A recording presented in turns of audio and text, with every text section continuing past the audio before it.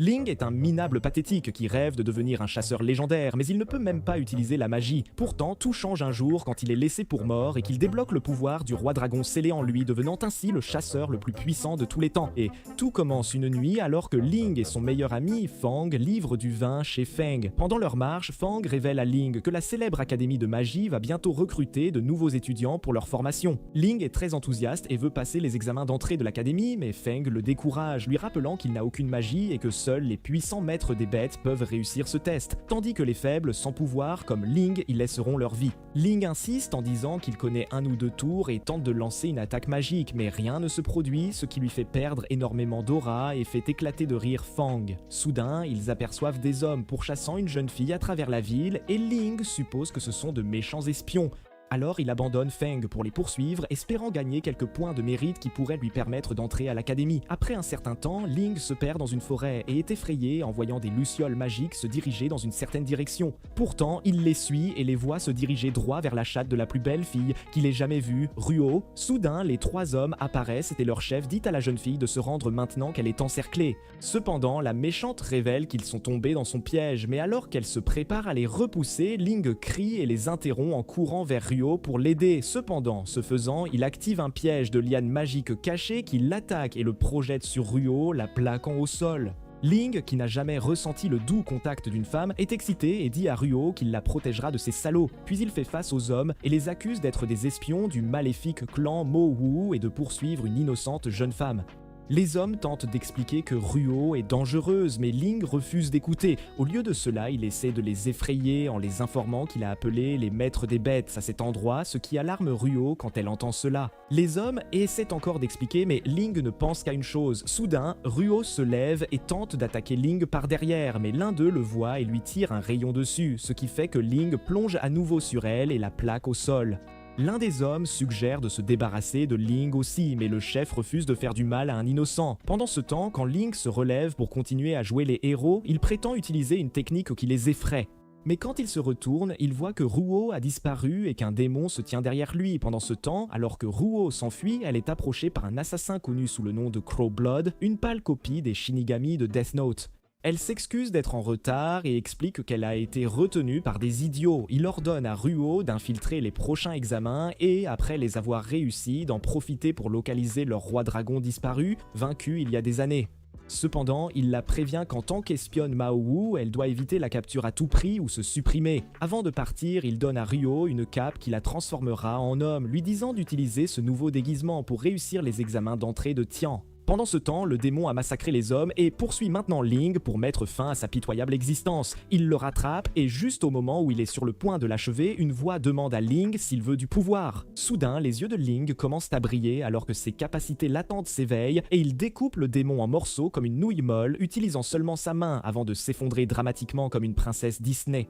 Ling se réveille le lendemain dans sa chambre et voit sa mère qui est ravie de le voir éveillé. Avant qu'il ne puisse dire un mot, elle lui jette une poêle avec colère pour avoir abandonné son travail et être partie dormir dans les bois. Ling essaie de s'expliquer, mais elle continue de lui taper sur la tête. Craignant de subir des lésions cérébrales à cause de toutes ces claques, il la supplie d'arrêter. Puis elle part, mais le prévient de se préparer car elle a arrangé un rendez-vous arrangé avec une riche famille pour marier Ling.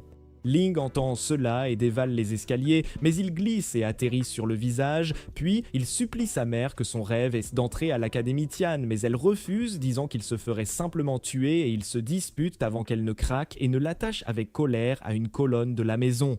En partant, elle lui dit qu'elle doit aller chercher des choses et qu'il devrait se tenir tranquille. Ling commence alors à se lamenter que la vie est injuste quand, soudain, la porte s'ouvre et il voit un homme habillé de façon très excentrique en vêtements de femme. L'homme se précipite pour briser la colonne et tente d'embrasser Ling, se présentant comme Mademoiselle Fang, sa future épouse. Alors que Ling lutte pour ne pas être embrassée à mort, son ami Feng apparaît et rit à gorge déployée à la porte. Puis il entre et ordonne à Fang de se calmer, expliquant que Fang est en fait son jeune frère, et si Ling veut aller aux examens, il doit l'appeler beau-père, ou il le laissera avec Madame Fang pour lui faire passer un bon moment.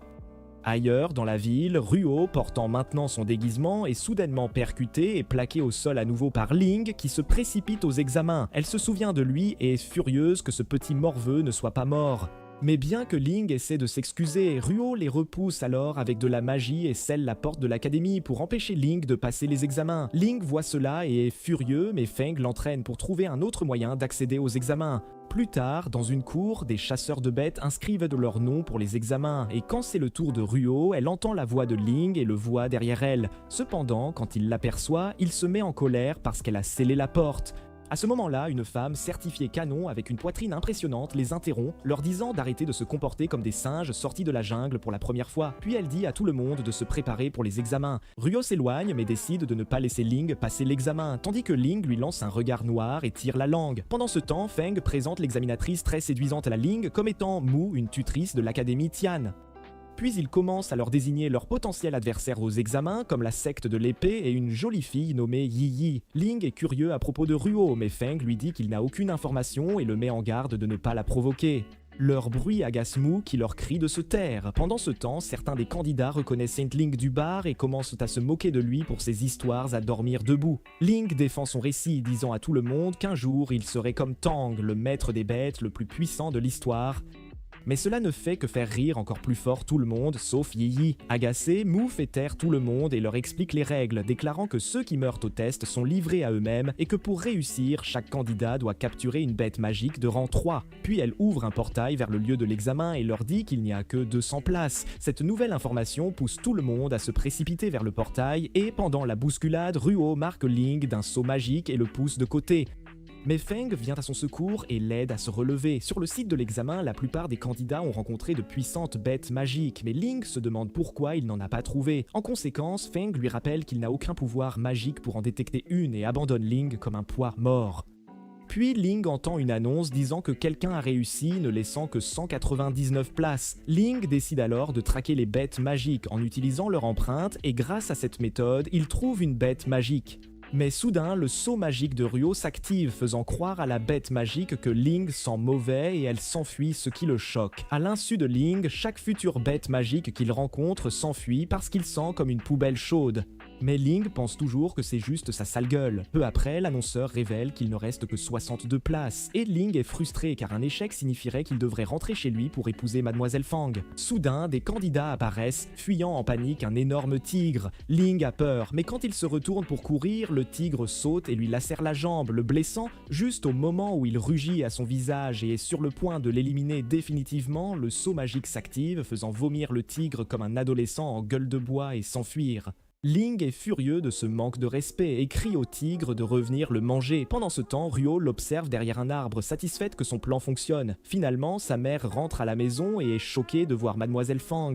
Alors que Ling pleure et crie au tigre de venir le dévorer comme un délicieux encas, une beauté certifiée nommée Yi apparaît, faisant immédiatement affluer le sang vers la deuxième tête de Ling. Elle voit ses blessures et commence à le soigner avec sa magie, incitant Ling à tenter sa chance. Mais la jeune fille était déjà sous son charme car il avait mentionné vouloir être comme Tang plus tôt. Leur moment est rapidement interrompu par son coéquipier qui lui dit de laisser tomber ce minable sans talent. Alors qu'elle part, Ling regarde Urbunda avec étonnement, mais son cerveau se remet enfin en marche quand il entend une annonce disant qu'il ne reste que 9 places. Juste au moment où il commence à paniquer, pensant qu'il est complètement foutu, il a soudain une idée.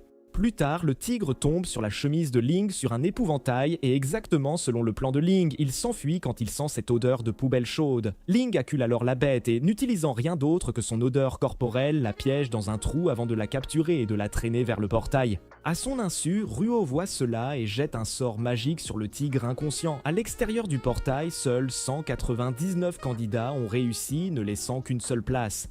Après avoir attendu un moment, Mu met officiellement fin à l'examen et commence à fermer le portail, ce qui déçoit profondément Fang. Soudain, ils entendent une voix et voient Ling qui saute du portail avec sa corde à la toute dernière seconde. Mu demande où est sa bête magique capturée, mais quand Ling se retourne, il voit que le tigre a été remplacé par une mignonne petite bête magique, ce qui fait rire tout le monde de lui pour être un tel perdant. Alors que tout le monde se moque de lui, Ling essaie d'expliquer à Mu qu'il avait bien attrapé un tigre, mais cela ne fait que leur donner plus de raisons de l'insulter. Heureusement, Mu détecte que la bête magique a été enchantée et se demande s'il y a un espion parmi eux qui a fait cela. elle accepte de faire passer Ling tout en promettant d'enquêter sur le tigre plus tard, puis leur dit de se préparer pour le deuxième test. Les autres étudiants sont furieux, pensant qu'elle aide Ling injustement, mais elle leur dit de se taire et ouvre un second portail vers le prochain test, ce qui met Ruo en colère et la pousse à intensifier son jeu de sabotage. Sur le prochain site de test, un endroit appelé le pont Shengyuan où le brouillard est incroyablement épais, Mu explique que le but est de traverser le pont et de la rejoindre en une journée, notant que seulement 50 personnes seront autorisées à passer. Pendant ce temps, la nouvelle bête magique de Ling l'agace, ce qui pousse Mu à la prendre et à la garder en sécurité pour lui. Après qu'elle ait annoncé le début du test, de nombreux candidats se précipitent sur le pont, ne laissant derrière eux que les plus intelligents. Quand Fang demande à Ling pourquoi il ne les a pas suivis, Ling révèle qu'il est plus intelligent de suivre la professeure quand elle bouge, surtout qu'une durée d'une journée pour traverser un seul pont est extrêmement suspecte. Cela impressionne Feng, mais il remarque vite que Ling a déjà commencé à courir parce que Mademoiselle Mu s'est déplacée. Alors qu'il traverse le pont en courant, le brouillard devient si épais qu'ils perdent de vue Mademoiselle Mu. Pendant ce temps, Mademoiselle Mu est en avance sur eux et se trouve impressionnée quand Lan et Ruo parviennent à suivre. Alors elle utilise la magie pour s'élancer et les laisser derrière. Soudain, Ruo est attaqué par deux monstres. Et quand elle essaie de riposter, ils finissent par dévorer ses sorts magiques comme un biscuit. Après un certain temps, elle découvre que les monstres utilisent le son pour localiser leurs victimes. Alors elle commence à concocter un plan pour armer les monstres contre Ling en utilisant un sort magique sur eux. Peu après, Ling et son groupe trouvent le premier groupe de personnes sur le pont, vidés de tout leur fluide, comme s'ils avaient tous vécu un énorme Gluck Gluck 3000. Alors qu'ils se demandent ce qui s'est passé, un autre groupe les rejoint et leur marche bruyante réveille les monstres dormants sous le pont. Les monstres commencent à attaquer et l'un d'eux essaie d'aspirer Ling, mais Feng le tranche avec un kunai. Pendant ce temps, la secte de l'épée invoque rapidement une barrière pour se protéger, ce qui distrait tellement Ling que Feng doit le pousser pour le sauver d'un insecte, les amenant à échanger accidentellement de la salive. À ce moment-là, un insecte traverse la barrière et élimine un membre de la secte de l'épée en le vidant de son sang. Alors qu'il panique, Yi Yi remarque que les insectes n'attaquaient pas un maître parce qu'ils se cachaient silencieusement.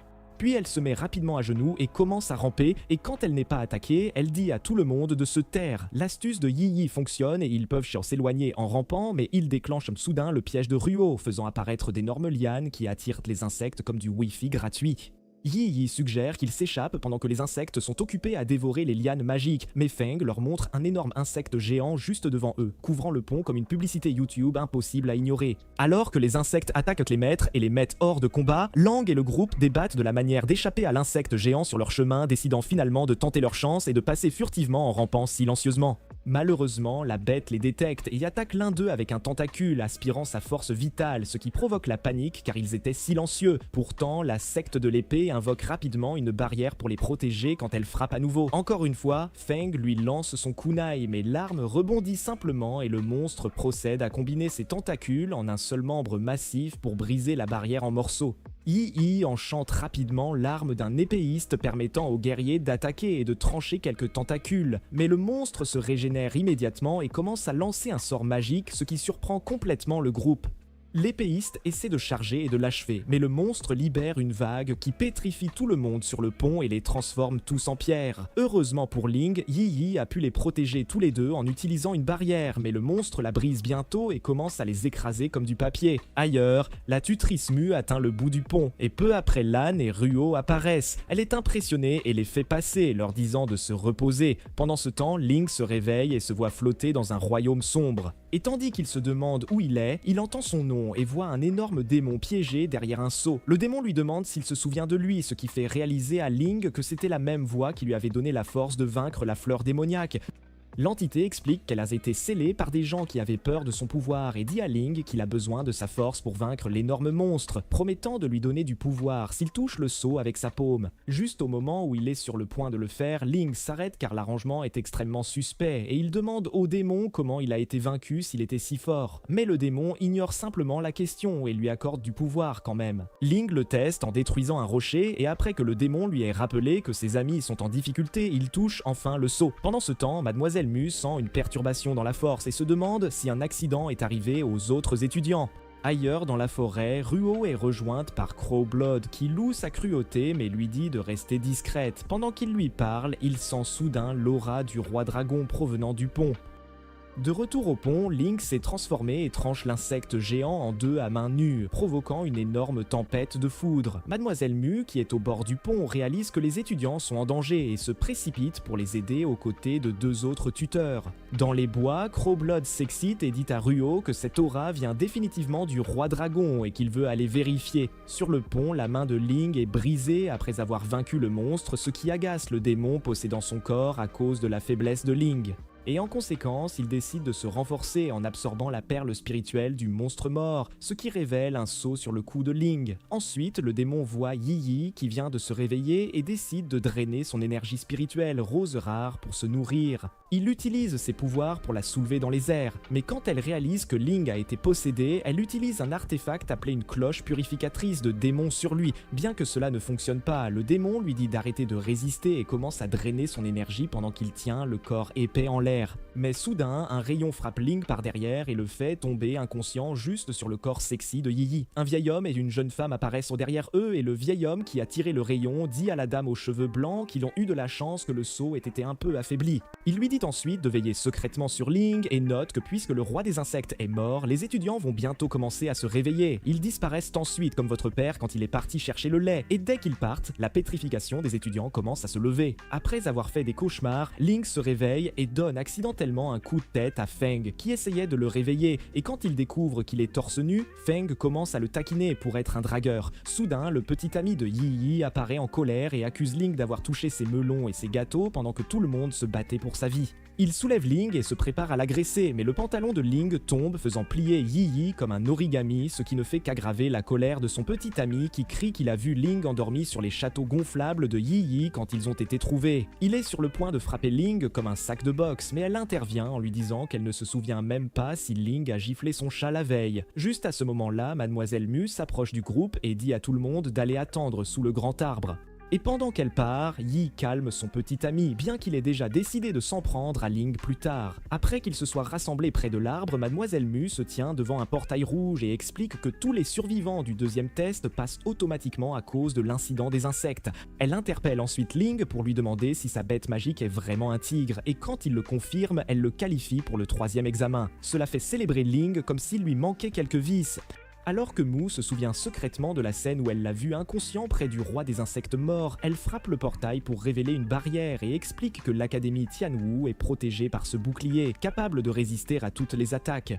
Alors qu'il court vers le portail pour la suivre, Feng demande à Ling s'il se souvient de ce qui s'est passé la nuit précédente, mais Ling dit que non, tout en étant observé par Ruo qui le fusille du regard, furieuse qu'il soit toujours en vie. De l'autre côté du portail, les étudiants admirent l'Académie Tian pendant que Mademoiselle Mu donne un bref historique de l'école, expliquant comment, il y a longtemps, une guerre contre le maléfique roi dragon a été menée juste ici. Le roi fut vaincu par un guerrier nommé Tang, qui fonda plus tard l'académie et créa la barrière en utilisant 3 puissants artefacts. Ling pleure d'excitation après avoir entendu l'histoire, faisant penser à Feng qu'il a de réels dommages cérébraux. Mademoiselle Mu les emmène ensuite voir leur chambre, mais les étudiants commencent à protester quand ils voient une maison fantôme délabrée. Cependant, elle leur dit que la maison est de toute façon trop bien pour eux et révèle qu'ils logeront en fait au fond d'un puits. Elle leur demande d'applaudir alors qu'elle présente leur nouveau professeur, Monsieur Yin, mais quand les élèves voient qu'il est un nain à la tête plus lisse qu'une boule de billard, ils peinent à retenir leur rire. Un élève ne parvient pas à garder son sérieux, ce qui lui vaut une série de coups de pied au visage avant que Maître Doyin ne le projette au loin. Après avoir renvoyé les élèves au puits, Mu lui dit de se méfier de Ling. Plus tard, au fond du puits, qui s'avère être un grand village, Douyin leur dit d'aller dans leur chambre et révèle qu'ils peuvent l'appeler mentalement s'ils ont besoin d'aide, car il est un expert en lecture de pensée. Les élèves ne le croient pas jusqu'à ce qu'ils commencent à révéler tous leurs secrets inavouables, allant de leurs rêves de waifu aux formes généreuses à leurs pensées intimes sur la suffisance de 2 pouces. Après les avoir embarrassés, il ordonne au groupe de chercher leur chambre. Et tandis que la plupart trouvent les ruines indignes de nobles comme eux, Ling pense que sa chambre est le paradis et pleure de joie. Pendant ce temps, alors que Fang se plaint de sa chambre, une beauté incendiaire à la poitrine généreuse lui demande de l'aider à ouvrir sa porte. Soudain, Feng passe de pleurnichard à homme capable et tente de la soulever. Ailleurs, Ruo cherche toujours sa chambre, la chambre 9. Pendant que Feng essaie d'aider la demoiselle à ouvrir sa porte, il finit par la casser, ce qui agace naturellement la jeune femme. Ne sachant que faire après que Maître Douyin lui ait dit de payer les dégâts, Feng va voir Ling et le dérange tellement que Ling avale un champignon de travers. Feng traîne Ling dehors pour obtenir de l'aide et en partant, il claque la porte si fort que le numéro 6 de la chambre de Ling se retourne pour devenir un 9. Rua finit par trouver cette chambre et entre, bien qu'elle soit surprise de voir la bête magique de Ling qui s'enfuit dès qu'elle l'aperçoit. Peu importe, elle voit une baignoire pleine d'eau et décide de se laver. Ailleurs, Feng demande toujours de l'aide à Ling, mais l'estomac de Ling commence à le déranger à cause des champignons, alors il retourne en courant dans sa chambre pour faire ses besoins. Trouvant la porte verrouillée, il l'enfonce, seulement pour voir Ruo enlever ses vêtements et se préparer à se mettre à nu. Cette vision le trouble profondément et lui provoque un saignement de nez massif. Ruo est choqué qu'il ait failli voir ses atouts, et bien que Ling la reconnaisse et tente de s'expliquer, elle l'attaque avec colère. Malheureusement pour Ling, une poutre de toit lui tombe sur la tête et l'assomme. Ruo décide qu'elle doit l'éliminer parce qu'il a vu son visage, mais elle s'enfuit lorsque d'autres élèves viennent enquêter sur le bruit. Cette nuit-là, dans les bois, Sang de Corbeau rencontre deux assassins sortant du portail de Tian et leur confie une mission secrète à accomplir. Le lendemain matin, Ling se réveille avec Monsieur Douyin, annonçant que tout le monde doit se réunir devant le puits, avertissant que les derniers arrivés seront disqualifiés, ce qui plonge Ling dans une panique totale. Devant le puits, Maître Douyin réprimande les retardataires, mais est interrompu par Ling qui vient de sortir du puits. Il dit à l'idiot de rejoindre la foule et commence à expliquer les détails de l'épreuve finale, un jeu appelé la bataille des pièces. Il leur montre une pièce de Théon et explique que tout le monde recevra des pièces, mais seuls les élèves qui réussiront à en collecter 1000 en combattant ou par tout autre moyen réussiront l'épreuve finale et franchiront la porte de l'académie Tian. Il ajoute ensuite qu'il y a une zone rouge sur le site de l'épreuve où les élèves peuvent se reposer, soulignant que le vol de pièces est strictement interdit dans cette zone. Ensuite, il leur dit de prendre leur sac de pièces dans un arbre. Et tandis que tout le monde, sauf Ling, utilise son aura magique pour les récupérer et vérifier ses totaux, un idiot annonce qu'il a 200 pièces, ce qui donne immédiatement à tout le monde l'idée de le cibler. Pendant ce temps, Ling grimpe à l'arbre pour enfin prendre son sac, et quand Feng lui demande, il découvre qu'il a en fait 2000 pièces. Tout le monde se met immédiatement à poursuivre Ling et Fang comme des paparazzis voyant Taylor Swift, ce qui pousse Fang à demander avec colère pourquoi il a stupidement dit à tout le monde qu'il avait 2000 pièces avant d'abandonner Ling en courant dans une autre direction. Alors que la foule continue de poursuivre Ling comme des chiens enragés, il décide de se débarrasser d'eux en leur jetant des pièces, et bien que l'idée fonctionne et qu'ils arrêtent de le poursuivre, il perd presque toutes ses pièces dans l'opération. Après avoir transpiré, il décide de se reposer un peu dans la zone rouge. Il est attaqué par 3 anciens élèves, mis en place par Maître Douyin pour rendre l'épreuve plus difficile. Alors que l'un d'eux le cloue au sol, les élèves exigent que Ling leur donne toutes ses pièces. Il essaie d'expliquer qu'il n'en a pas, mais il refuse d'écouter car il pense qu'elle lance qu'il ment. L'élève qui l'a attaqué frappe avec un coup de poing imprégné de magie, mais le saut insecte sur le cou de Ling clignote, le faisant disparaître de sous le gars comme un personnage qui s'est évaporé. Tout le monde est surpris, y compris Ling, qu'il puisse se téléporter, et quand l'élève attaque à nouveau, le saut clignote une fois de plus pour ralentir le temps et lui permettre d'esquiver l'attaque. Un autre élève se joint à eux et ils sautent tous deux sur Ling de côté opposé.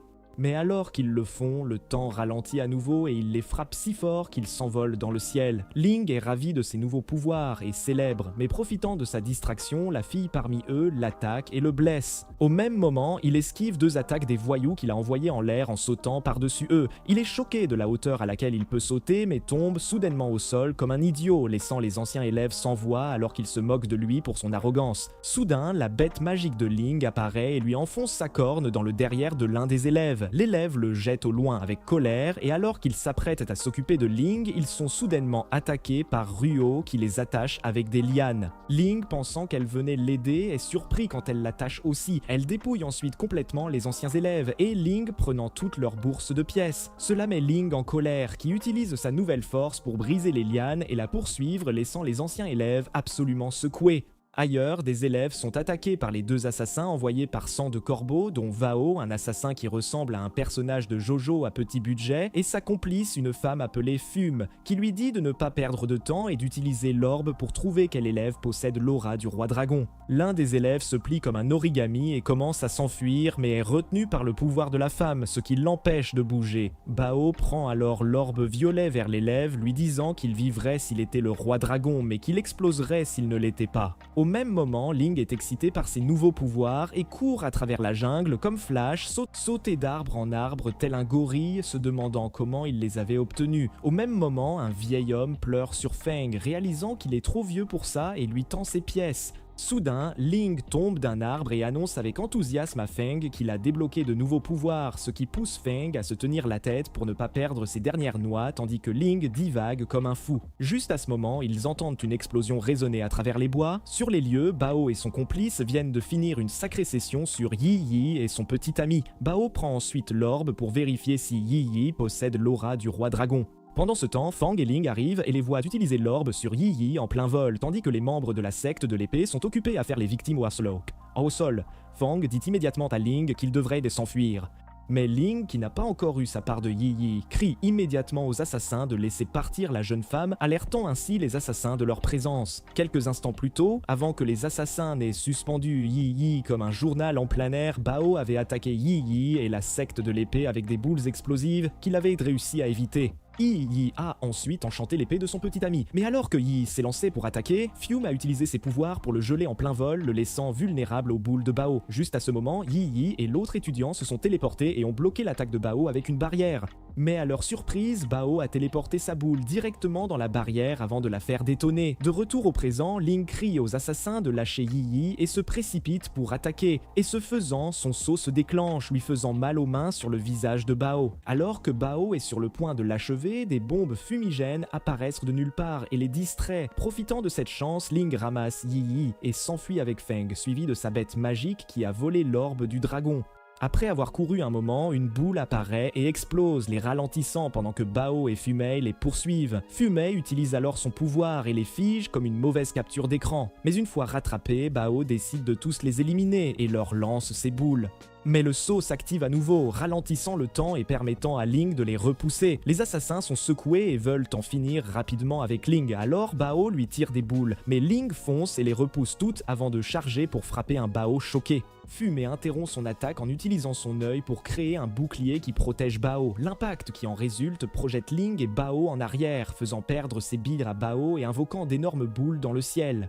Fumei, craignant maintenant que Bao ne détruise l'artefact du dragon, utilise son pouvoir sur Feng pour tenter de le prendre à la bête magique de Ling. Cependant, Bao lâche ses 4 grosses boules sur eux, mais Ling parvient à repousser Feng juste avant que l'orbe du dragon ne le frappe dans le dos. Les boules explosent alors et attirent l'attention de Maître Douyin car l'explosion s'est produite dans la zone de sécurité. Pendant ce temps, Lan a rassemblé suffisamment de pièces et alors que Ruo prend des pièces à des étudiants malchanceux, elle espère que Ling échouera cette fois.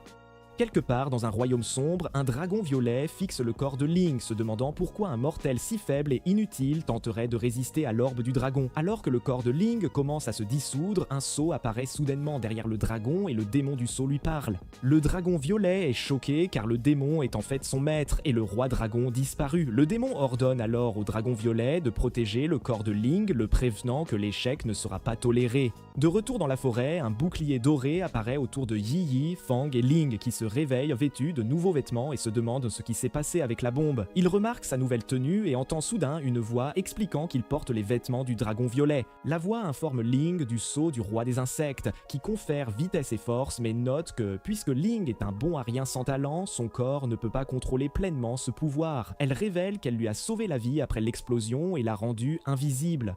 Tandis que Fume voit Ling parler seul et pense que l'explosion lui a grillé le cerveau, le dragon violet ajoute ensuite qu'il a retiré tous les sceaux du corps de Ling, le rendant capable d'utiliser tous les pouvoirs des bêtes magiques, et lui dit aussi qu'il lui a accordé un nouveau pouvoir qui peut arrêter tout dommage bien qu'il ne puisse être utilisé que toutes les 12 heures.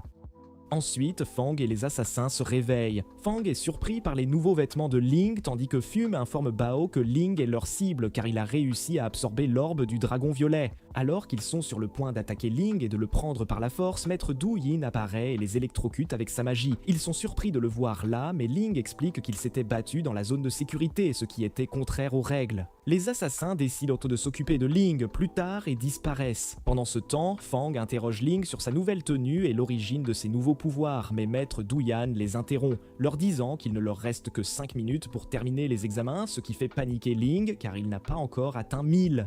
Cette nuit-là, dans une grotte, Maître Du Yin met officiellement fin au jeu et dit aux étudiants que leurs résultats seront jugés par une porte appelée la porte de l'identité, puis il demande à ceux qui ont obtenu 1000 pièces de s'avancer et de commencer la procédure.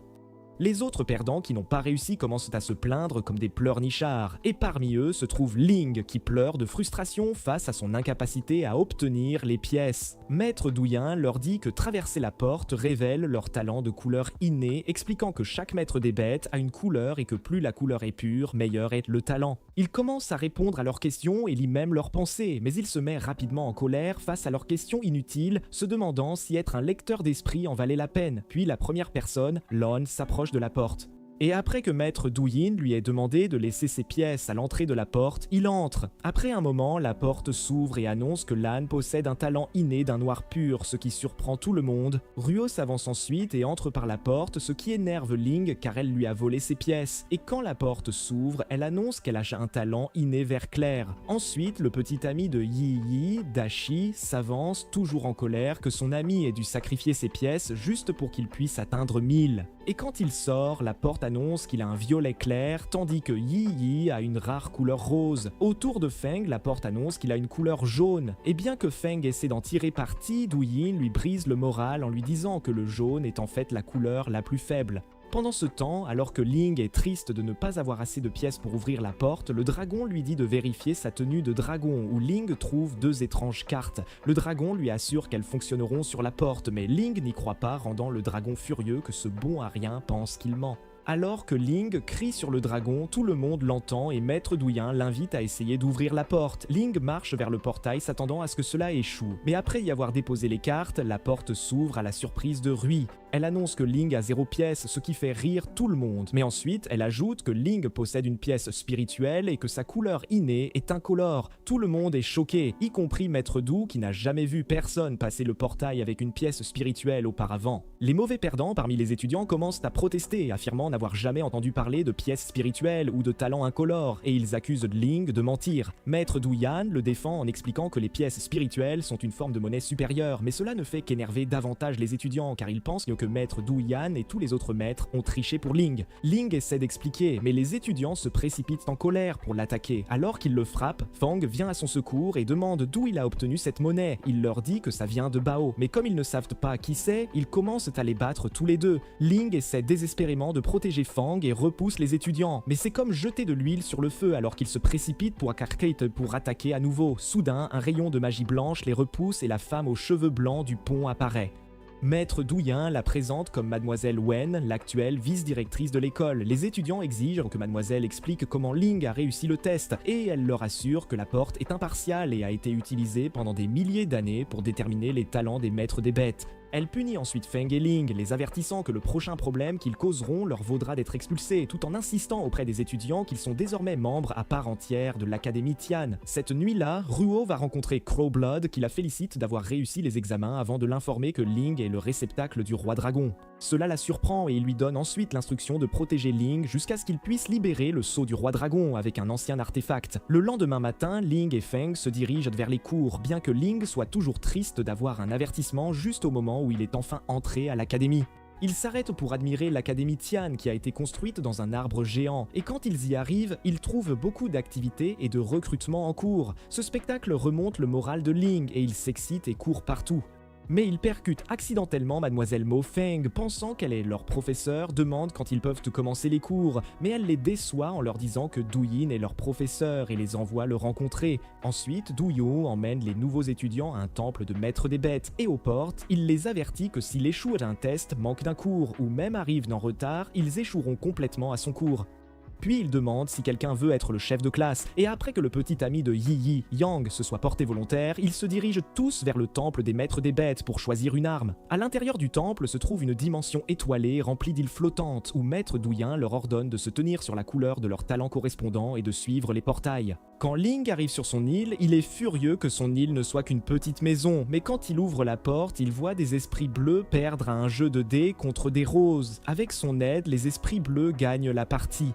Et après qu'il se soit présenté à eux, le chef des esprits est surpris de découvrir que Ling est incolore. Et puis il dit à Ling que la dernière personne incolore à avoir visité l'île était Tang, le fondateur de l'académie Tian, ce qui surprend totalement Ling. Ensuite, les esprits défient Ling à un jeu de dés à condition que s'il gagne, il obtiendra une arme de bête. Ailleurs, dans leurs différents palais, les camarades de classe de Ling obtiennent de bonnes armes de bête, comme Ruo un fouet, Yang une épée, Yi une flûte spirituelle, Lan une griffe et Feng des dagues volantes. Pendant ce temps, sur l'île incolore, Ling utilise son expérience d'avoir grandi dans un bar pour battre les esprits 50 fois de suite au jeu, et alors qu'il commence à se vanter, les esprits décident de lui donner un dernier test. L'un d'eux crée des orbes et lui dit d'en choisir un, mais comme ils se ressemblent tous, Ling demande un indice, mais ils refusent et lui disent qu'il doit le découvrir par lui-même, ajoutant que cela lui coûtera 1000 pièces TN pour un essai. Ling les surprend quand il sort une pièce spirituelle à la place, les faisant se demander comment il l'a obtenue. Il décide de faire son choix en se basant sur leur réaction à ses sélections, remarquant que lorsqu'il choisit le plus grand orbe, il reste calme, mais il panique s'il choisit le plus petit. Ling choisit le plus petit qui s'avère être une simple planche de bois ordinaire, et quand Feng et ses camarades de classe découvrent sa nouvelle arme, il meurt presque de rire tandis que Ling est attristé par le résultat. Maître Douyan les renvoie ensuite dans leur nouvelle chambre une fois l'exercice terminé. Cette nuit-là, il se demande ce qui se serait passé s'il en avait choisi un autre, réalisant que les esprits l'avaient trompé avec leur réaction, mais soudain, leurs dortoirs sont attaqués alors que des étudiants plus âgés font irruption dans sa chambre, exigeant que Ling leur donne la nouvelle arme de bête qu'il a obtenue de l'île incolore. Dans tous les dortoirs, cette nuit-là, tous les nouveaux étudiants sont attaqués par leurs aînés pour leurs armes de bête. Yang est attaqué par Bao et Fumei qui exigent sa nouvelle épée, tandis qu'ailleurs, Ruo et Lan sont également attaqués. Mais ils mettent une raclée à leurs aînés et les jettent dehors. Pendant ce temps, dans la chambre de Ling, les aînés voient son arme de bête pathétique et la lui rendent, lui disant qu'elle pourrait être plus utile comme planche à découper. Le lendemain matin, Ling retrouve Fang qui lui dit que l'attaque a été menée par un groupe d'étudiants plus âgés au talent de couleur pure appelé le Club des couleurs pures. Il admet ensuite que pour sauver son arme de bête, il a cédé et leur a donné de l'argent. Plus tard en classe, Maître Douyin dit à tout le monde de sortir leurs armes afin qu'ils puissent leur montrer comment les utiliser, mais les étudiants lui disent alors qu'ils ont été volés par le Club des couleurs pures qui a pris toutes leurs armes à l'exception de Fang, Lan, Ruo et Ling. Maître Douyin est déçu que les étudiants soient des mauviettes et leur dit de devenir plus forts. Quelques jours plus tard, Madame Fang reçoit une lettre et la lie à la mère de Ling, y détaillant ses aventures à l'académie Tian, où ils n'ont pas le droit de manger de la viande, seulement des arêtes de poisson, où il loge dans une chambre au toit qui fuit, où il ne peut toujours pas utiliser ses armes, et où ses camarades de classe sont extrêmement forts. Un jour, à l'entraînement aux armes, Maître Douyan arrête tout le monde et leur dit de se préparer pour un combat avant de présenter leur partenaire d'entraînement, un maître des bêtes de couleur pure nommé Huan, et son partenaire Zhang, venu voir les bleus et leur donner quelques conseils. Douyan interpelle alors Yang pour qu'il défie le maître des bêtes. Au moment où ils s'approchent l'un de l'autre, Yang s'élance soudainement et se téléporte pour attaquer Huan avec son épée, mais Huan l'esquive aisément avant de l'achever avec une technique redoutable appelée les 1000 mains. Après le match, Huan dit à Maître Douyan qu'il souhaite choisir ses adversaires. Douyan n'accepte qu'à la condition qu'il soit clément avec eux. Huan choisit alors Ruo et Lan pour l'attaquer à 2 contre 1, car ils avaient agressé ses frères de la pure couleur en venant prendre leurs armes bêtes plus tôt, et il veut se venger. Lan accepte et se précipite pour l'attaquer, mais Huan utilise sa technique de main, que Lan réplique étonnamment. Alors, il bondit pour attaquer de nouveau pendant que Ruo déploie sa magie de vigne pour l'assaillir. Il esquive les attaques et tente de l'attirer vers lui pour la maîtriser, mais elle le bloque, ce qui permet à Lan de le blesser. En voyant cela, tout le monde est sous le choc, mais Feng et Ling poussent des cris de joie comme des pom-pom girls, ce qui incite Huan à les choisir pour le prochain match, un 4 contre 1. Ailleurs, la sous-directrice, Mademoiselle Wen, se plaint auprès du directeur à propos du Pure Color Club et de leurs agissements de vol. Mais il rejette ses plaintes et demande plutôt des nouvelles de la performance de Ling à l'académie Tian. De retour sur le terrain d'entraînement, Ling se fait malmener par Huan et se demande pourquoi son artefact ne fonctionne pas. Le dragon lui conseille alors d'essayer d'utiliser sa deuxième arme bête. À ce moment-là, les 4 commencent à élaborer un plan pour éliminer Huan. Lan soupçonne que la cape de Huan est une arme et ordonne à tous de l'attaquer de tous les côtés pour la lui arracher, mais Ruo dit à Ling de se cacher comme un petit rat, ce qui le met en colère. Soudain, il se jette sur Huan des deux côtés, mais il part leurs attaques avec ses mains. À ce moment, Feng attaque de face, mais Huan le contre, leur montrant que ses mains sont redoutables pour tous. Pendant ce temps, Ling attaque par derrière, mais il est lui aussi contré. Heureusement, il éveille son pouvoir d'insecte et esquive tous les coups de Huan, puis arrache la cape de Huan avec sa deuxième arme bestiale. Quand la cape tombe, Huan devient fou de rage, et juste au moment où il est sur le point de transformer Ling en pâté pour la route, Duyan le rappelle à l'ordre et met fin au combat. Par la suite, Duyan demande à Ling de restituer la cape provenant de sa seconde arme bête, celle qu'il nomme le sceau du vide, et qui a la capacité d'aspirer absolument tout. Huan la récupère, mais il leur promet de les réduire tous en fromage râpé dans un avenir proche. Après ce duel, Huan est sévèrement réprimandé par son maître, un homme du nom de Bei, qui est profondément déçu que Huan ait pu perdre face à un simple clown comme Ling. Bei lui demande s'il possède la pierre météore de leur mission précédente, et bien que Huan acquiesce d'abord, il commence à paniquer en ne la trouvant pas là où il l'avait rangée dans sa cape. Comprenant qu'elle a disparu, il se met à supplier son maître de ne pas le supprimer, le suppliant qu'il peut absolument la récupérer. Le lendemain, Mademoiselle Mu fait un cours sur les herbes à la classe de Ling, puis demande à tous de se mettre par deux pour la cueillette d'herbes, en leur accordant précisément 2 heures pour terminer cette mission. Ling, ne voulant pas être en binôme avec Ruo, essaie d'aller vers Fang, mais un autre élève, très grand, l'entraîne avec lui comme partenaire. N'ayant trouvé personne d'autre avec qui faire équipe, Ruo lui dit d'arrêter d'être une mauviette et de la suivre dans la forêt. Une fois arrivé, Ling se vante d'être un maître herboriste, disant à Ruo qu'il mangeait les herbes de cette forêt depuis sa naissance. Mais Ruo le trouve juste agaçant et lui dit avec colère de se taire et de s'en aller. Ling accepte alors de se séparer et de chercher des herbes seul, tandis que Ruo lui dit de ne pas gâcher une tâche aussi simple.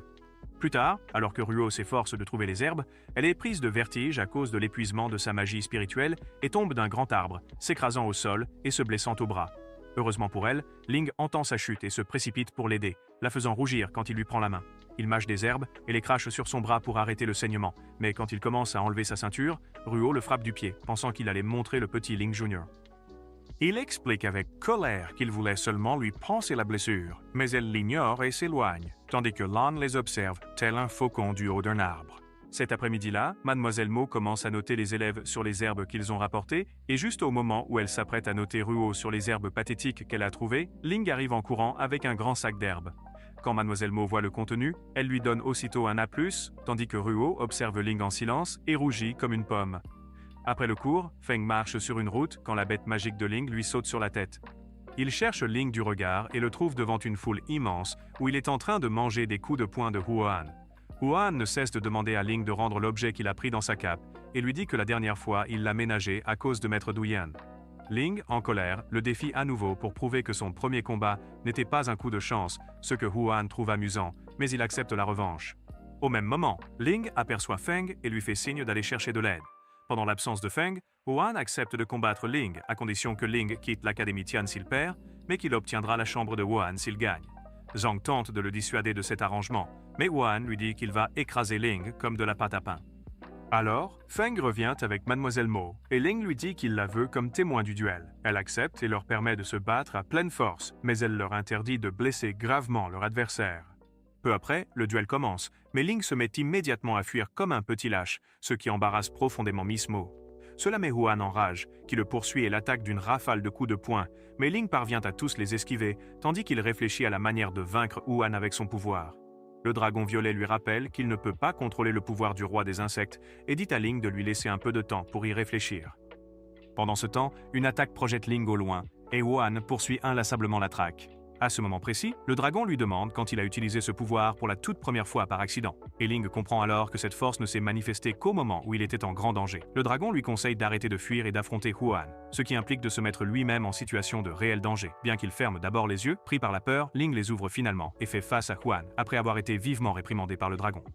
Soudain, ses pouvoirs s'activent et il se met à esquiver toutes les attaques de Huan, immobilisant finalement complètement les bras de Huan. Cela choque tous les spectateurs et même Ling est surpris qu'il ait réussi, tandis que Huan est ébranlé par la prédiction précise de Ling concernant ses coups. À ce moment précis, les mains de Ling se mettent à luire d'une aura violette, tandis qu'il les observe avec une grande surprise, pendant que Huan, lui, rumine la façon dont il va écraser Ling comme une simple feuille de papier. Alors que Ling célèbre le fait d'avoir enfin débloqué ses pouvoirs, Huan l'attaque soudainement. Mais Ling esquive tous ses coups avec l'agilité d'un père irresponsable, fuyant ses obligations. Cela met Yuan en colère et lui fait augmenter sa vitesse d'attaque, si bien qu'il se met à distribuer des coups comme une pluie, faisant craindre à tous qu'il ne puisse réellement vaincre Ling. Mais quand la poussière des attaques retombe, Ling est vu sain et sauf dans une barrière dorée que le dragon a utilisée sur lui. Wan est surpris que Ling se soit échappé, mais il entend ensuite Ling attribuer sa chance à ses vêtements. Wan, comprenant que les habits de Ling sont une relique spéciale, frappe le sol, soulevant de la poussière, et profite de la diversion pour lui retirer sa veste. Ling lui dit de ne pas être bizarre, mais soudain, la veste attaque Wan et l'assomme avant de se retransformer en orbe draconique. Le dragon dans l'orbe se moque de Wan, affirmant que seul Ling est en mesure de le tenir, tandis que Ling fait remarquer que Wan est à présent inconscient. Et, en conséquence, Mademoiselle Mo déclare Ling vainqueur et stipule que Wan doit absolument respecter son engagement et céder à Ling sa chambre de dortoir. Plus tard dans la journée, Ling est dans sa nouvelle chambre d'étudiant et il est émerveillé par son aspect luxueux, ce qui le pousse à inviter ses camarades à venir vivre avec lui. Yang, ne voulant absolument pas que Ling lui prenne sa chère Yi, décline l'offre et emmène sa belle loin de là. À ce moment-là, Feng lui dit que le dortoir n'a que 2 chambres et suggère que Ling reste avec lui dans la chambre principale. Mais Ruo attrape la main de Ling et lui dit qu'il devrait partager une chambre. Tout le monde est choqué et Feng est furieux, tentant de protester qu'il devrait être celui qui partage la chambre avec Ling. Mais quand Ruo le menace avec ses lianes, il change rapidement d'avis. Dans la chambre principale, Ling craint d'être violé et explique qu'il aime les gros melons jongleurs et les gâteaux rebondissants, pas les saucisses et les bâtonnets de carottes. Ruo l'ignore et invoque des lianes pour diviser la pièce, utilisant un paravent pour la clore, et le prévient qu'il sera empoisonné s'il tente de se glisser de son côté. Ling commence à regretter d'être en colocation avec Ruo et souhaiterait avoir Feng à ses côtés, qui de son côté est bien occupé à causer des ennuis à Lan.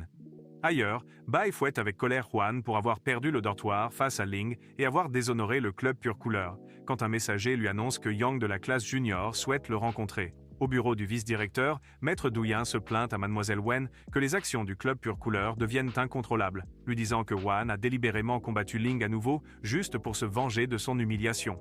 Wen lui dit qu'elle ne peut rien faire car les membres du club ont des parents puissants à l'académie, mais elle l'exhorte à veiller sur Ling. Plus tard cette nuit-là, Ling est triste que sa planche de bois bestial ait été détruite, mais alors qu'il manipule sa deuxième arme, une gemme en tombe. Il se souvient que Huan le battait probablement à cause de cette gemme, et juste à ce moment-là, il casse par erreur la planche de bois pour découvrir une autre gemme similaire à l'intérieur. Les gemmes se combinent avec une lumière vive et forment un orbe, ce qui surprend complètement Ling. Il fait rapidement semblant de dormir quand il entend les pas de Ruo, et quand elle saute par la fenêtre pour s'éclipser dans la forêt, il décide de la suivre. Il la perd de vue après un certain temps, ignorant qu'elle l'observe en fait de loin. Soudain, Ruo sent que Lan l'a suivi et essaie de le semer en courant pour retrouver Crowblood. Elle tombe, ayant trop puisé dans son énergie pour la cape, mais parvient à libérer un papillon magique dans le ciel. Lan, qui ne peut plus sentir son énergie spirituelle, pense que Ruo est morte et décide de retourner au dortoir, tandis que Crowblood voit le signal du papillon s'écraser contre la barrière et commente que Ruo lui est devenu inutile. Quelque part dans la forêt, Ruo, épuisé, décide d'ôter sa cape afin de retrouver un peu d'énergie spirituelle. Mais alors qu'il commence à invoquer des lucioles, Ling, qui se trouve à proximité, est toujours furieux que Ruo lui ait échappé, aperçoit de loin les lucioles lumineuses et se dirige vers elles, se souvenant les avoir déjà vues. Derrière un arbre, il voit Ruo cultiver l'aura spirituelle et se pose des questions à son propos, se souvenant l'avoir déjà vue au dortoir. Mais alors que Ling s'approche, il la distrait de sa culture spirituelle et la fait s'évanouir. Ling se précipite vers elle et tente de la réveiller, mais ne voyant personne aux alentours, il décide de la ramener chez elle. Plus tard dans son dortoir, Ruo est allongé sur son lit, laissant Ling s'inquiéter de ce qu'il faut faire dans cette situation jusqu'à ce que, de nulle part, la marque sur sa tête commence à briller. Quand Ling pose sa main dessus, il voit une étrange vision de flammes et de destruction, et tandis qu'il se promène dans cette vision, il aperçoit un Ruo plus jeune.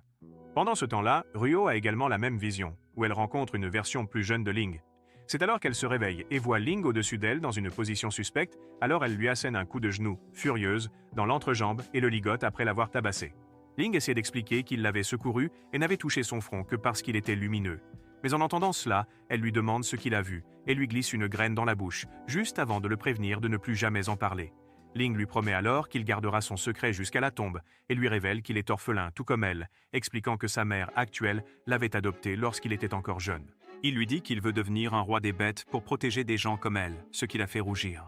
Cependant, à ce moment-là, Feng se réveille et demande à Ling à qui il parle, permettant à Ruo d'utiliser cette diversion pour disparaître et laisser un collier. Le lendemain matin, Mademoiselle Wen informe le directeur que leur espion est là et l'espion se révèle être Lan. qui dit au directeur qu'il a identifié le traître parmi eux. Le directeur le remercie et lui dit d'attendre de nouveaux ordres. Au dortoir, Ling attend devant la chambre de Yi, et quand elle le voit et lui demande s'il l'attendait, sa confirmation la fait rougir comme une tomate. Quand il sort le collier, son cœur fait un bond car elle pense qu'il est sur le point de lui avouer ses sentiments. Ling est anéanti quand il commence à lui demander si elle a vu une belle jeune fille de grande taille. Un corps aux yeux bleus, alors qu'il décrit la taille de sa poitrine et tente de se souvenir de son nom, quelque chose comme Quan, il est soudainement frappé d'une crise cardiaque, la graine lui rappelant l'avertissement de Ruo. Heureusement, Yi peut le soigner, mais elle est déçue de ne pas être la méchante qu'il cherchait. Alors, elle se lève tristement et s'enfuit en classe, tandis que Ruo, elle, entend toute la conversation.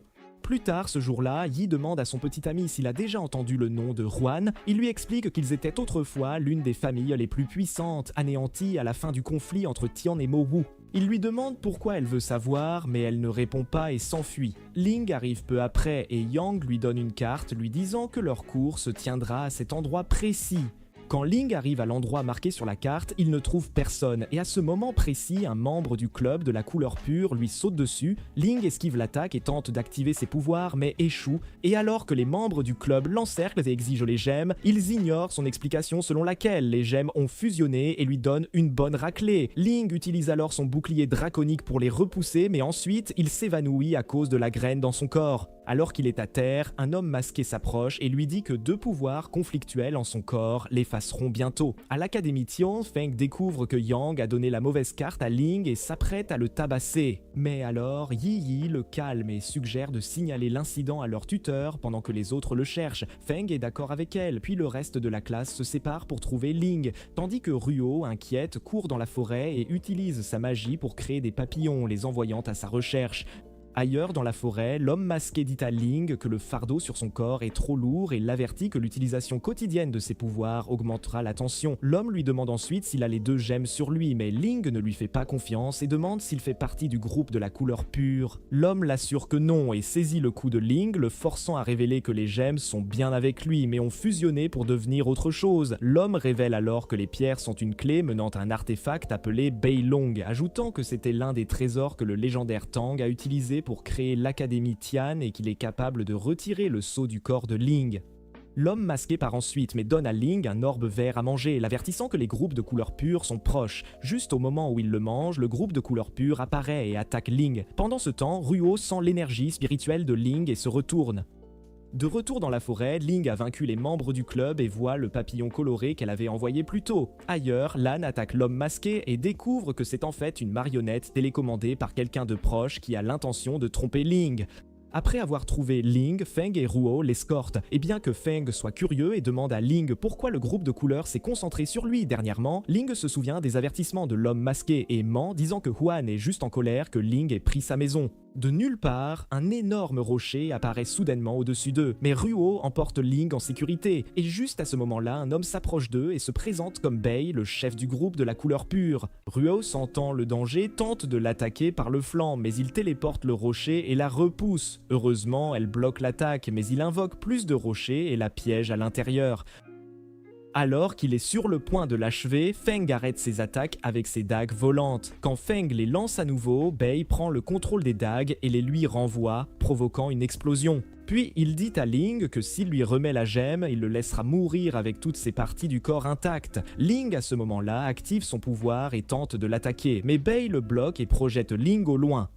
Pendant ce temps, alors que Ruo tente d'utiliser ses lianes magiques pour échapper au piège, Bei jette Ling d'une falaise, bien qu'il parvienne à activer son bouclier draconique. Ling tombe vers le sol, mais Bei le tire vers le haut et tente de l'étrangler en plein air.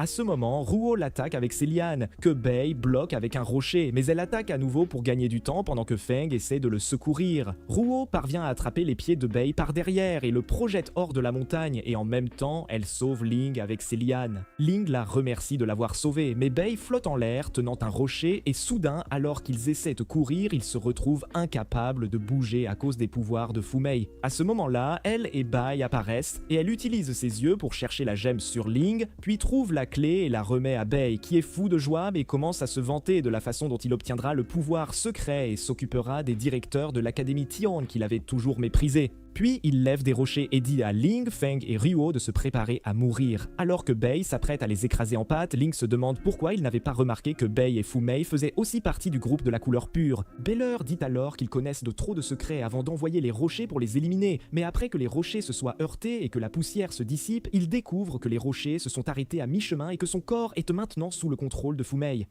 Bei est en colère contre la trahison et promet de les fumer aussi, mais Fu Mei lui dit qu'ils ont besoin de Ling vivant et doivent le protéger. Bei, toujours sous son emprise, parvient à leur envoyer un énorme rocher, mais Fu Mei crée un bouclier et le détruit. Puis il lui envoie d'autres rochers, mais Fu Mei concentre sa magie sur lui et restreint complètement ses mouvements, ce qui brise la magie sur Ling, Feng et Ruo, et il profite de cette opportunité pour s'enfuir. Bei est furieux qu'il se soit échappé, avertissant que Ling les rapporterait à l'académie et exposerait leurs plans, mais Fu Mei lui dit que l'école a déjà des plans pour détruire le groupe de couleur pure et lui demande de rejoindre son équipe afin qu'il puisse exaucer son souhait de diriger l'académie Tian. Quelques jours plus tard, à l'académie, Maître Doyin s'adresse à la foule et lit une liste des crimes que le groupe de la couleur pure avait commis, dénonçant Bei pour avoir intimidé des étudiants et volé leurs armes bêtes. En guise de punition, il annonce que leur groupe est maintenant dissous et que chaque membre sera emprisonné. Plus tard ce jour-là, Maître Doyin apporte la clé au directeur et lui dit qu'il l'a confisquée au groupe de la couleur pure. Plus tard cette nuit-là, alors que Ling se rend dans sa chambre, il voit Ryuo et la remercie de son aide, ce à quoi elle lui répond froidement mais rougit au moment où elle disparaît de sa vue. Dans sa chambre, Ling se souvient avoir rencontré l'homme masqué plus tôt ce jour-là qui lui a donné la clé, ce qui a surpris Ling car il savait que la clé était censée être récupérée par l'école. Quand il essaie de découvrir l'identité de l'homme, celui-ci disparaît juste comme de la brume. Ailleurs dans la forêt, Ryuo est soudainement rejointe par Crowblood qui demande si Ling est indemne. Elle confirme qu'il va bien mais Crowblood n'est pas impressionné par sa performance car Ling a été en grand danger dernièrement. Ryuo est surprise qu'il sache cela mais il lui rappelle que la vie de Ling est plus importante que la sienne et qu'elle ferait bien de s'en souvenir. Quelques mois plus tard, Maître Doyin annonce que les cours du semestre sont terminés et que tout le monde devra bientôt passer des examens. Mais avant cela, il leur dit de démontrer tout ce qu'ils ont appris afin qu'ils puissent leur donner un retour sur leur performance. Plus tard, Du-Yan conseille les étudiants alors que tout le monde s'entraîne avec ses armes et son énergie spirituelle, sauf Ling qui essaie d'invoquer son énergie spirituelle mais ne parvient pas à la contrôler. Il essaie à nouveau et crée avec succès une énorme aura spirituelle, mais le stress sur son corps le fait s'évanouir. Yi essaie d'aller aider, mais son petit ami lui dit de laisser Ling tranquille. Finalement, Ling essaie de continuer, mais Maître Du-Yan lui dit de faire une pause et de se reposer. Quelques instants plus tard, il les rejoint à nouveau, au moment où Maître Du-Yan s'adresse à eux une fois de plus, leur disant qu'il est impressionné par leur performance générale et qu'ils ont tous une chance de réussir leur examen. Ils partent, sauf Ling, qui est triste. Voyant cela, Maître Daoyin lui dit de ne pas forcer son corps et suggère qu'il pourrait passer les examens l'année prochaine. Le dragon violet est également d'accord avec la suggestion de Maître Daoyin et conseille à Ling de reposer son corps et de ne pas s'épuiser. Cette nuit-là, Ling ne peut pas dormir et rejoue les événements des derniers mois dans sa tête, pensant à tout depuis la première fois que ses pouvoirs ont commencé à agir dans la forêt jusqu'au moment où l'homme masqué lui a conseillé d'obtenir l'artefact Beilong pour arrêter les pouvoirs conflictuels dans son corps. Alors qu'il tient la clé de l'artefact, il craint de ne jamais être aussi fort que Tang et envisage d'utiliser la clé pour obtenir le Beilong afin de se soigner, ce qui le pousse à enfiler ses chaussures et à quitter le dortoir à ce moment précis. À un col de montagne, Ling se fatigue après avoir marché si longtemps, mais de manière inattendue, l'homme masqué apparaît et l'emmène vers un endroit désert. Alors qu'il marche, Ling demande où ils vont et l'homme masqué lui demande alors la clé pour déverrouiller des seaux magiques au sol et un énorme seau dans le ciel. Au sein des seaux, un temple apparaît de nulle part, ce qui surprend complètement Ling. Il est sur le point de se précipiter, mais l'homme masqué l'arrête car des monstres protégeant le temple sortent pour bloquer leur chemin. L'homme masqué dit à Ling qu'ils sont les protecteurs du temple avant d'invoquer une arme lumineuse et de la lancer en l'air, faisant pleuvoir des flèches qui emprisonnent les gardiens. Certains essaient de l'arrêter alors qu'il court, mais l'homme les piège aussi.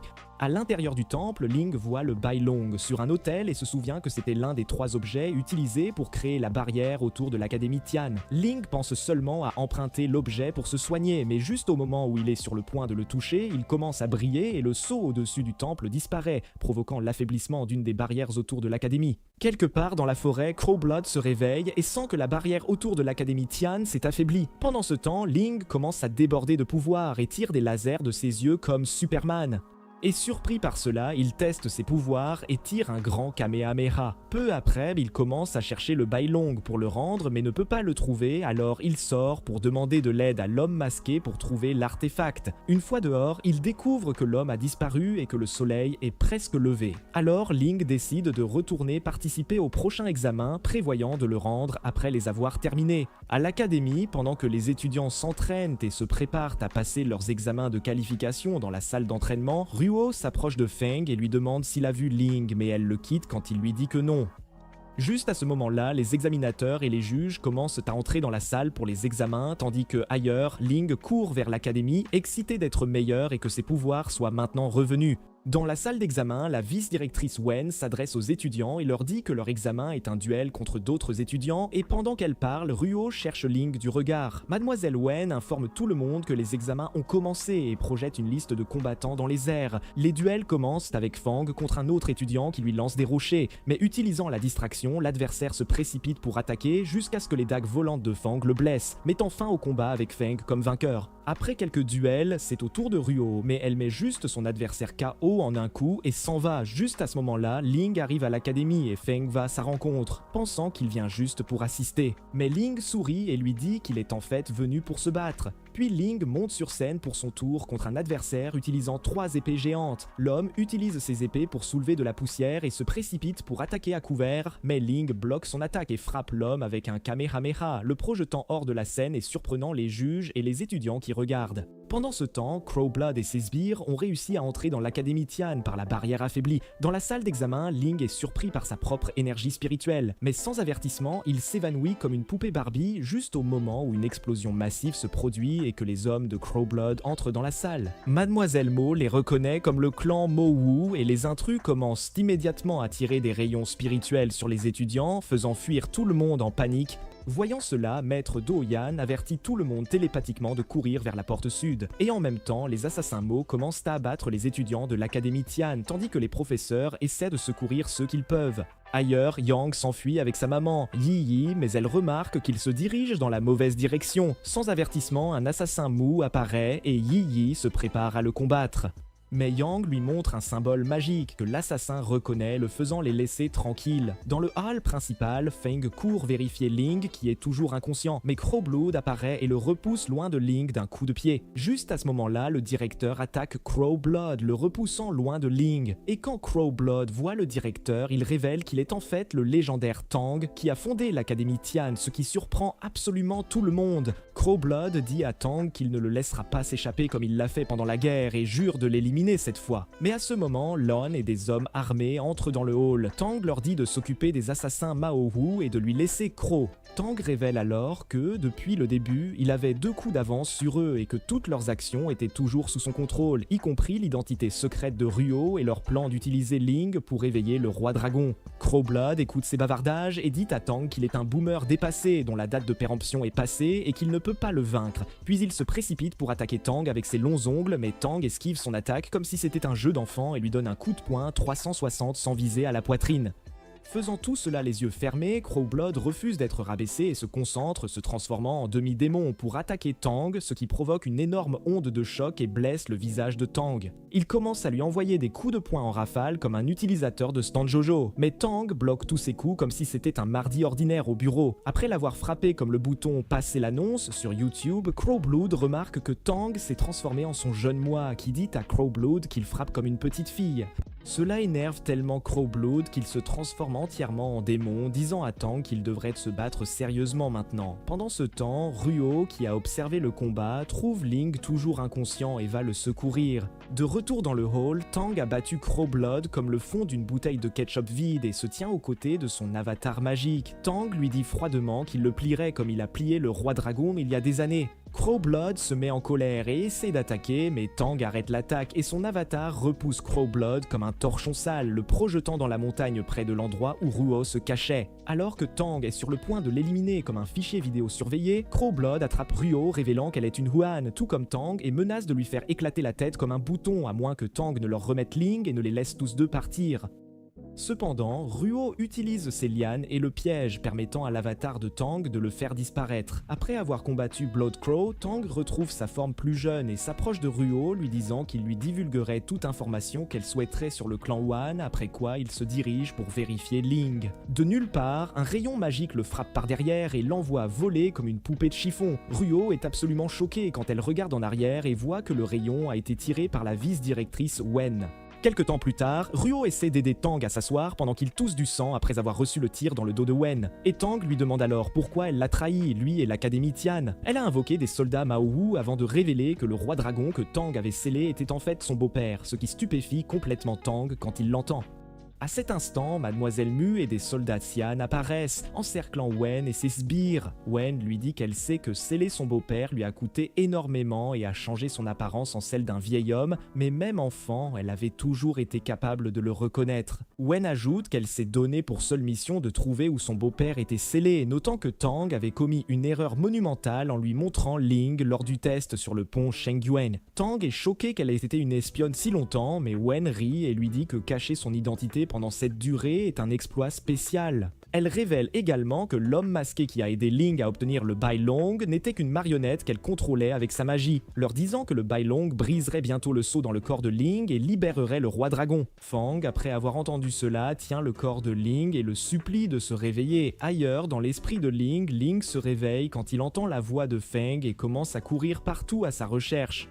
Juste à ce moment-là, il voit un homme avec des cornes assis derrière le seau et exige de savoir qui c'est. L'homme l'attaque et révèle qu'il est Cholavoie qui lui a accordé des pouvoirs depuis le début. De nulle part, le dragon violet apparaît et accueille l'homme étrange, l'appelant le roi dragon. Ling panique quand il entend cela et essaie de fuir, mais le roi dragon le capture et l'enveloppe comme une série à mi-parcours après la première saison. Dans le hall, Ling se lève soudainement et commence à déborder d'énergie spirituelle sombre.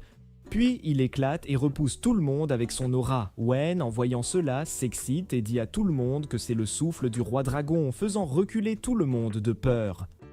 Mais Tang leur dit de ne pas paniquer car le roi dragon n'a pas encore le contrôle complet du corps de Ling. Ling se téléporte instantanément et s'approche de Wen avant de s'évanouir dans ses bras comme une actrice à l'écran. Tang avertit alors Wen de se rendre, l'informant que le corps de Ling n'a aucun pouvoir et qu'elle n'a nulle part où fuir. À ce moment-là, une explosion se produit et 4 boules géantes apparaissent au-dessus d'eux, mais Lan les détruit, les faisant exploser. Mademoiselle Mo voit Bal alors qu'il sort de la fumée et réalise que le groupe de la couleur pure est derrière les attaques. Fumei utilise alors sa capacité pour arrêter le mouvement de tout le monde pendant que Bei apparaît et se moque de Tang. Tang essaie de l'avertir d'arrêter, mais Bei l'ignore et pose ses mains sur le sol, téléportant tous les assassins Mowu et les partisans du roi dragon au loin et laissant un énorme tronc d'arbre à leur place. Alors que Tang et les tuteurs essaient de comprendre ce qui s'est passé, Maître Douyin leur dit qu'il a pu lire l'esprit de Bei quand il s'est téléporté, révélant qu'ils se dirigent avec Ling vers un endroit appelé l'Hôtel de la Guerre. Tang informe alors tout le monde que le sceau est presque brisé et qu'ils n'ont que 4 heures pour trouver Ling et sceller à nouveau le roi dragon. Pendant ce temps, Wen mène les assassins Mowu et le groupe de la couleur pure à travers une ville abandonnée. Et quand ils arrivent à l'entrée d'un bâtiment, elle ordonne à Bao d'emmener Ling à l'intérieur vers l'hôtel avant d'ordonner à tous les autres de garder l'entrée. Ailleurs, Tang, les tuteurs et les étudiants de l'Académie Tian se dirigent vers l'hôtel pour secourir Ling. À l'hôtel, le corps de Ling continue d'émettre une aura sombre, tandis que dans son esprit, le roi dragon essaie de consumer la conscience de Ling avec son souffle draconique. Mais Ling lutte et refuse de céder, disant au roi dragon qu'il va lui sauter dessus, tout comme Tang l'a fait il y a des années. Ailleurs, de l'autre côté de la ville, Yang court toujours avec Yiji, sa poupée Barbie, mais elle se dégage et lui demande s'il était au courant de l'attaque contre l'Académie. Il avoue que oui et admet qu'il est aussi membre du groupe des couleurs pures, ayant réalisé à quel point il était faible pendant les examens. Il lui dit aussi qu'il sait qu'elle a des sentiments pour Ling, mais il lui avoue qu'il en a aussi pour elle et veut être le seul à manger ses gâteaux et à caresser son petit chaton. Yi se sent coupable mais le relègue dans la friendzone par son silence. Et bien qu'il tente de la prévenir que Ling est le réceptacle du roi dragon et la cible principale du clan Mao Wu, elle finit par partir seule pour tenter de le sauver. À l'hôtel, Ling libère des fumées noires de ses yeux vers la ville, tel un moteur de voiture défectueux, tandis que Wen et le clan Mao Wu protègent le bâtiment à l'extérieur. Soudain, ils voient Tang et les forces Tian se diriger vers eux. À ce moment-là, des bêtes magiques appartenant à Wen émergent des bâtiments environnants et les forces Mao Wu et Tian commencent à se battre, chaque camp cherchant à prendre le dessus. Bientôt, Bei lance un énorme rocher sur Tang qui le bloque en formant une main géante autour de lui. Et quand Wen attaque Tang avec ses bêtes magiques, il les fait fondre comme du beurre chaud. Pendant ce temps, dans l'esprit de Ling, son corps commence à disparaître lentement, tel un personnage sans budget d'animation sous les attaques du roi dragon et sa vie défile devant ses yeux. Cependant, à ce moment-là, Ruo parvient à pénétrer dans l'hôtel et pirate son esprit grâce à la gemme dans sa tête. Alors que le roi dragon est satisfait que la volonté de Ling ait presque disparu, une lumière vive apparaît soudainement et Ruo surgit de nulle part. Le roi dragon reconnaît à son énergie qu'elle est membre de la famille Yuan, tandis que Ling est surpris de la voir dans sa tête. Mais à ce moment, Ruo révèle que c'est elle qui porte la cape depuis un certain temps, et Ling est tellement choqué qu'il en oublie temporairement qu'il est en train de mourir. Le roi dragon attrape Ling par le cou et commence à attaquer Ruo, mais Ling, voyant sa bien-aimée ainsi malmenée, déploie soudainement sa puissance et commence à régénérer ses parties manquantes tout en supprimant l'aura du roi. Sur le champ de bataille, tout le monde remarque que l'aura du roi dragon a diminué, et grâce à cela, Yi Yi peut facilement utiliser sa cloche purificatrice de démons sur les bêtes magiques lorsqu'elle apparaît pour s'en débarrasser. Puis elle se dirige vers Tang et soigne sa blessure, lui permettant de lancer un puissant rayon depuis le ciel. Pendant ce temps, dans l'esprit de Ling, lui et Ruo affrontent le roi dragon. Le roi bloque un rayon blanc de Ling et est sur le point de le propulser comme une fusée. Mais Ruo interrompt l'attaque en lui retenant le bras avec ses lianes. Au moment où elle le piège, Ling tente de l'attaquer, mais le roi les repousse tous les deux avec sa seule aura et frappe le sol de son pied, forçant Ling à attirer Ruo dans son bouclier draconique pour la protéger de l'impact. L'espace à ce moment-là se transforme en une île flottante, le roi révélant que c'est son territoire, expliquant que tout ici fonctionne selon ses lois, la première étant qu'il possède un pouvoir illimité dans ce royaume. Ling charge alors à l'attaque tout en esquivant les rafales d'aura du roi, et avec l'aide de Ruo, il parvient à lui porter un coup. Mais le roi l'absorbe simplement et leur rappelle que plus ils utilisent leur pouvoir spirituel, plus il devient fort. Il tente d'attaquer Ling avec une rafale d'aura, mais Ruo tire Ling avec une liane et utilise son corps pour le protéger, ce qui choque Ling car l'attaque la blesse gravement. Ruo commence à disparaître comme un mauvais rêve dans les bras de Ling. Et tandis qu'il pleure en la serrant, elle le remercie pour les aventures qu'ils ont vécues ces derniers mois et pour les fois où il l'a aidé. Elle lui dit de ne pas perdre le combat contre le roi dragon avant de s'éteindre comme une ampoule grillée, laissant le roi absorber son pouvoir restant. Ling pleure comme dans un drame mexicain et puis, utilisant le pouvoir de l'amitié, débloque une aura puissante qui choque le roi dragon. Pendant ce temps, à l'extérieur de l'hôtel, tout le monde remarque que l'aura du roi dragon a diminué. Mais Tang leur dit qu'ils n'ont plus le temps de le sceller et doivent atteindre Ling immédiatement. D'autre part, Ling, après avoir rechargé son énergie spirituelle, tel le dernier Super Saiyan, fonce sur le roi et lui offre un coup de poing en plein visage. Le roi répond en tirant son aura draconique, mais Ling la bloque d'une main et saute sur le roi dragon, le frappant comme un mannequin d'entraînement dans un hall. Le roi utilise les lianes de Ruo pour le repousser. Mais Ling commence à lui envoyer de multiples Kamehameha. Il attaque trop faiblement pour blesser le roi dragon qui se contente d'applaudir la force de Ling, tout en lui rappelant qu'utiliser du pouvoir ici ne fait que le rendre plus fort. Ling lui dit qu'il se battra sans utiliser de pouvoir magique, mais le roi pense juste qu'il fanfaronne et envoie une attaque qui le repousse. Tandis que Ling lutte, il se souvient de sa promesse à Ruo de ne pas perdre et saute à nouveau sur le roi pour lui asséner des coups 100% physiques. Mais le roi lui brise la main, mais Ling poursuit l'attaque et mord réellement le roi. Le roi, furieux, commence à étrangler Ling pour la deuxième fois, lui disant que même si Ling est le plus fort qu'il ait jamais combattu, ses promesses à Ruo ne valent absolument rien. Soudain, ils crachent tous deux du sang et le royaume du roi dragon commence à se briser comme du verre éclaté. Ling utilise alors le Talk no Jutsu pour parler de sa pauvre Ruo et du fait qu'elle était orpheline. Mais cela met le roi en colère, qui lui dit de se taire juste au moment où les fissures dans la dimension s'élargissent et finissent par exploser. Dehors, Tang réalise que l'aura du roi dragon a complètement disparu. Et tandis que Wen se demande ce qui a pu se passer, Tang lui donne une claque qui la projette contre un mur. Il la sauve et se téléporte hors de là, faisant fuir les autres assassins Mowu aussi loin que leurs jambes peuvent les porter. Le lendemain matin, Ling se réveille dans un lit et voit Ruo qui l'attendait. Elle utilise sa magie sur lui et l'informe que Tang avait retiré l'artefact du dragon Bailong. Ling lui demande de la voir sous sa forme de jeune fille, mais elle menace de l'effacer s'il révèle son identité, affirmant que ce nouveau sceau est plus fort que le précédent. Ling est inquiet jusqu'à ce qu'elle révèle qu'elle ne faisait que le taquiner, puis elle le félicite d'avoir réussi le semestre et l'embrasse à sa grande surprise en lui disant que son vrai nom est Ruo. Ling est tout ému car il vient d'avoir son premier baiser, et tandis que Ruo quitte la pièce, Fang et ses camarades de classe entrent pour lui rendre visite. Pendant ce temps, Yi Yi a surpris toute la conversation et regarde Ruo avec colère car elle aussi aime Ling. Cela nous amène à la fin de cette vidéo. Et si vous voulez plus de résumés d'animes comme ceci, abonnez-vous à la chaîne, aimez la vidéo. Et si vous êtes arrivé jusqu'à la fin, commentez One Frame Man en guise de preuve.